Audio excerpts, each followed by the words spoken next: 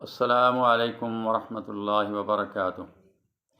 نحمدہ ونصلی علی رسولہ الکریم، اما بعد، اعوذ باللہ من الشیطان الرجیم، بسم اللہ الرحمن الرحیم۔ وقضینا الی بنی اسرائیل فی الکتاب لتفسدن فی الارض مرتین ولتعلن علوا کبیرا۔ سورۃ بنی اسرائیل 15واں سپارہ، آیت نمبر 4 آپ کے سامنے تلاوت کی ہے، اور اگلی آیات بھی اسی سے متعلقہ ہیں۔ دنیا کی قیادت و سیادت، سرداری بنی اسرائیل کے ہاتھ میں تھی محمد الرسول اللہ صلی اللہ علیہ وسلم کی بعثت سے پہلے۔ ان کی سرداری تھی اس لیے کہ وہ تورات کے ماننے والے تھے، موسیٰ علیہ السلام اور سابقہ انبیاء خصوصاً ابراہیم علیہ السلام کے ماننے والے تھے، اور بڑا ان کا احترام کرتے تھے۔ تو اللہ جل شانہ نے دنیا کے اندر ان کو قیادت اور سیادت عطا کی تھی۔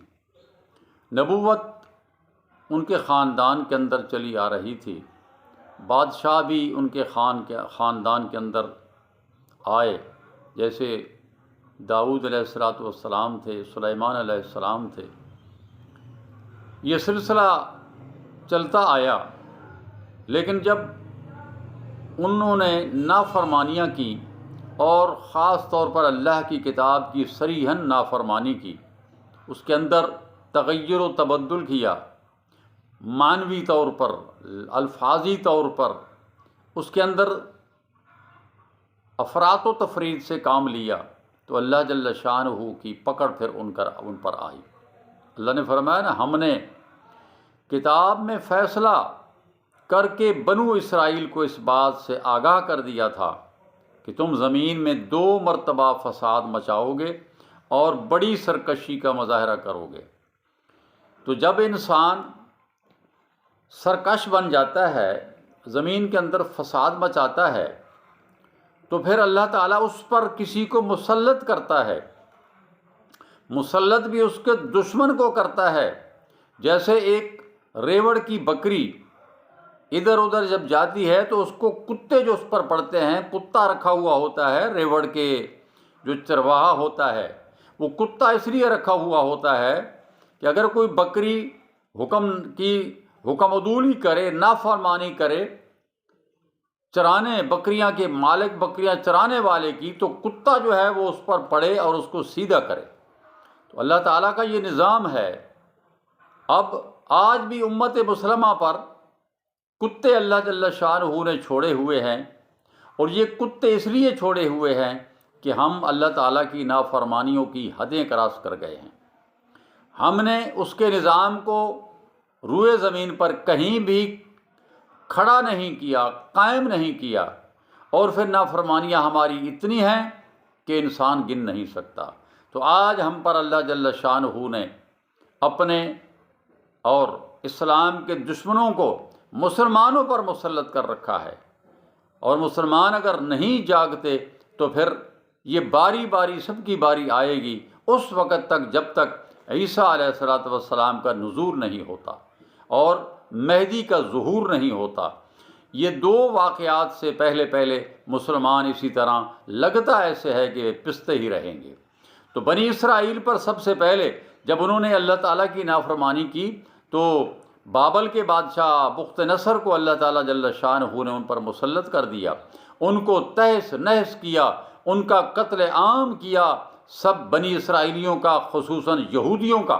بات یہودیوں پر آ رہی ہے، یہودیوں کا قتل عام کیا۔ جو زندہ بچے ان کو وہ اٹھا کر بابل لے گیا، اور وہاں جا کر ان کو غلامی کی زندگی بسر کرنی پڑی۔ تقریباً 70 سال تک وہ غلام رہے۔ پھر کسی کو رحم آیا، ایران کے کسی بادشاہ نے پھر جو ہے وہ بابل پر حملہ کیا، تو اس کو رحم آیا، تو اس نے ان کو آزاد کر کے پھر جا کر فلسطین کے علاقہ میں آباد کر دیا۔ اور پھر اس کے بعد پھر انہوں نے جب عیسیٰ علیہ السلام کا نزول ہوا، تورات اللہ تعالیٰ نے جب نازل فرمائی تو انہوں نے کھل کر مخالفت کی، بلکہ نعوذ باللہ من ذالک عیسیٰ علیہ السلام پر تہمت لگائی کہ نعوذ باللہ یہ اپنے ماں جو ہے وہ اس کی حرام کی اولاد ہے، یہاں تک اور عیسیٰ علیہ السلام کو سولی تک پہنچانے کا بندوبست انہیں یہودیوں نے کیا تھا۔ تو اللہ جل شانہ نے پھر ان پر مسلط کیا رومی بادشاہ کو، پھر اس نے آ کر ان کو تہس نہس کیا اور جلا وطن کر دیا جہاں سے۔ تو میرے بھائیوں، قیادت و سیادت جو بنی اسرائیل کے پاس تھی، یہود کے پاس تھی خصوصاً، اللہ جل شانہ نے اس قیادت و سیادت کی تبدیلی اب امت مصطفیٰ صلی اللہ تعالیٰ علیہ وسلم کے ذمہ لگا دی، اور آج تک اصل میں قیادت اور سیادت وہ قرآن کی ہے، نبوت و رسالت مصطفیٰ صلی اللہ علیہ وسلم کی ہے، لیکن چونکہ ہم نافرمانیاں کرتے آ رہے ہیں، اللہ کی کتاب کے ساتھ نافرمانیاں کرتے ہیں، نبی صلی اللہ علیہ وسلم کی نافرمانیاں کرتے ہیں، تو آج پھر ہم پر دشمن مسلط ہے۔